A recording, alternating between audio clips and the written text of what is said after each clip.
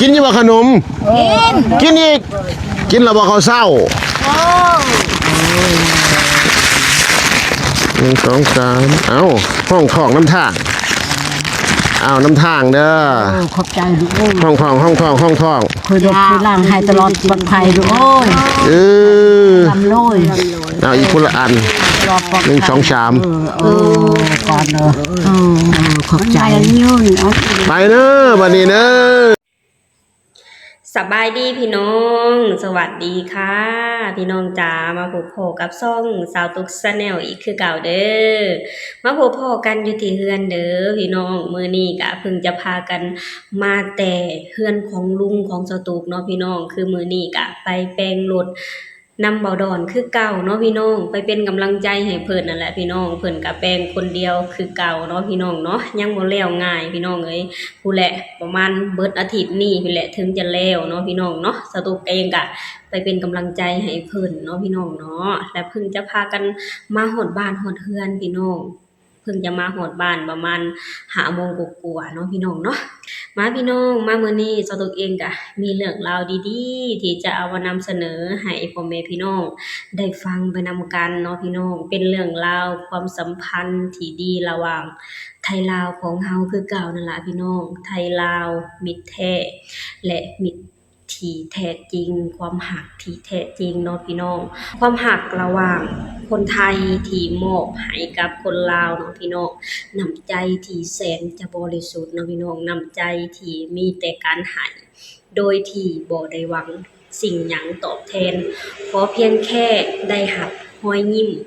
จากชาวบ้านแค่นี้เพิ่นก็ดีใจแล้วเนาะพี่น้องเนาะและเรื่องราวที่ชาวทุกจะเอามาเว้าในมื้อนี้ก็คือเป็นเรื่องราวของคนไทยที่น้ำใจงามที่หักคนลาวอยู่แถวชนบทเนาะพี่น้องเรื่องราวที่ชาวตุกจะเอามาเว้าในมื้อนี้ก็คือเรื่องราวของลุงแม็กหรืออ้ายแม็กนั่นเองเนาะพี่น้องคือแบบว่าชาวตุกเองก็เบิ่งยามใดชาวตุกก็ประทับใจเบิ่งยามใดชาวตุกก็ดีใจและมีความสุขเนาะพี่น้องที่ทางไอ้แม็กเพิ่นได้มอบความหักให้กับคนลาวถึงขนาดนี้เนาะพี่น้องเพิ่นเป็นคนที่มีน้ำใจและเป็นคนที่หักคนลาวอย่างแท้จริงเนาะพี่น้องแต่ละคลิปเพิ่นได้ตระเวนไปช่วยคนลาวทุกที่ทุกบ่อนที่มีความลำบากเนาะพี่น้องและคลิปนี้ทางไอ้แม็กเพิ่นก็ได้ไปช่วยเหลือหรือได้ไปให้ข้าวของคนที่กำลังมาแต่ไปหากินหรือกำลังไปหากินเนาะพี่น้องซึ่งเว้าถึงแบบว่าความลำบากเนาะพี่น้องแบบว่าย้อนความบ่มีเนาะพี่น้องเนาะพากันเดินทางไปหาอยู่หากินเนาะพี่น้องหาอยู่หากินด้วยความอิดความเมื่อยเนาะพี่น้องแล้วพอกลับมาเห็นมีผู้ใจบุญเห็นคนที่แบบว่ารอคอยที่จะให้ความช่วยเหลือเนาะพี่น้องถ้าว่าคิดใส่ใจของคนที่กำลังเมื่อยในตอนนั้นนะพี่น้องเปรียบเสมือนเทวดามาโปรดเลยแหละพี่น้องเพราะตัวเองก็เคยอยู่ในสถานการณ์นั้นเนาะพี่น้องยามไปหากินมานี่รู้สึกว่าเมื่อยรู้สึกแบบว่าโอ้ยอยากกินแนวแซ่บๆเด้อยากกินน้ำเย็นๆเด้เนาะพี่น้องแบบว่าจะตุกเห็นคลิปที่ทางไอแม็กเพิ่นได้มอบของกินให้กับชาวบ้านที่กำลังมาแต่หากินด้วยความอิดความเมื่อยพี่น้องสตูเห็นแล้วซาบซึ้งในน้ำใจของไอแม็กเนาะพี่น้องเนาะไปพี่น้องเดี๋ยวเราไปชมคลิปนี้ไปนำกันเนาะพี่น้องก่อนอื่นหมดสตูเองก็ต้องขออนุญาตนำเจ้าของคลิปนั่นก็คือไอแม็กเนาะพี่น้องเนาะที่จะเอาคลิปนี้ลงมาเผยแพร่ต่อเนาะพี่น้องเนาะไปพี่น้องเดี๋ยวเราไปชมคลิปนี้ไปนำกันเลยเด้อหน่วยรบพิเศษไปบุกยังมาบุกพาพักลูกเอ้ยนี่ต้นกล้วยนี่ก็กล้วยคือกันหมดโอ้โหอายุเท่าไหร่ล่ะนี่แอบรถก่อนสิหาแนวให้กินเข้าได้ลูกอยู่บ้านได้บ้านกะทิไปหาแนวกินโอ้ยเบิ่งเสือเท่าใหญ่เบิ่งเลยเชื่อจะพลาดแล้วลูกค่ะแควได้ยิ้มแค่บ แขวมีบ่ บ่มี จักปีไม่เท่า มึงอยากได้ลูก บ่มีเลยมีแต่มีเอามีไปตบ ขอบใจก่อน อัน หาดำเลย กระป๋องเฮาก็เบิดแล้วบ่ ไปทำ บ่เหลือเนี่ยบ่จังได๋ คือล่าง อันนี้นี่จะคู่กินบ่ เจ้าหน่อยไอ้ บักข้อ บ่ข้อ ต้มบ่ายเข่ายังดิบได้เอามาอีกบาทให้เราพูละถุง ตัวลำโรยไหนเด้อ ต้มบ่ายเข่าเด้อ รีบให้ ลูกหลานมาจากไทยเพิ่นเด้อเอาให้เราพูละถุงยังบ่สุกได้ฮู้กินอยู่แม่นบ่ฮู้กินแม่นบ่ กิน ฮู้กินอยู่บัดยกเสื้อกันหนาวให้แน่แอบเมื่อก่อนสิเอาเสื้อให้ เขา เอาอยู่ว่าเสื้อ ตะกูจิตไรตะกูบ้านเอาตะกู เสื้อเอาอยู่ว่าเสื้อย ายลูกหลานมวยลูกเอ้ยมวย เอ้ยเมื่อยเสื้อสู้ชีวิตสีฟ้าบ่ได้สิเอาเสื้อส่องนี่ล่ะเอานี่ไม่ใหญ่ เดี๋ยวอีกข้อ อัน นะ นี้อันนี้เป็นเสื้อหนาวอันนี้เสื้อใส่เฮ็ดเวียกเสื้อใส่หากินเสื้อใหม่เด้เสื้อใหม่ ไม่ ไปใส่หากินอันนี้เสื้อหนาว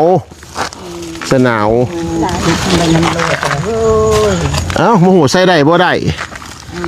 พอได้อุ่นเด้อพอดีอุ่น ยอดเนี่ย กำลังสิไปบ้านยังก่อแม่ตู่ บ้านนักชิน บ้านหน้ากระสินเราออกมาจะหาหล่าแนวกิน หา บ่ได้หยังในแต่อันหยวกกล้วยก็ได้แนวกิน